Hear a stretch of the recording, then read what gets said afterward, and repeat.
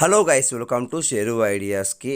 నేను ఫస్ట్ నుంచి చెప్తూనే ఉన్నాను, ఖచ్చితంగా మనకైతే మంగళవారం అయితే ఇంటర్ సంబంధించిన సప్లిమెంట్ రిజల్ట్స్ అయితే వస్తాయనేసి.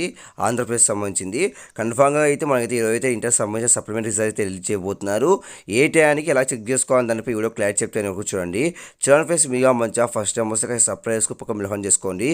ప్రతి ఒక్క లైక్స్ అని షేర్ చేయండి. ఇంకా డైరెక్ట్ టాపిక్ తెలిపోతాం.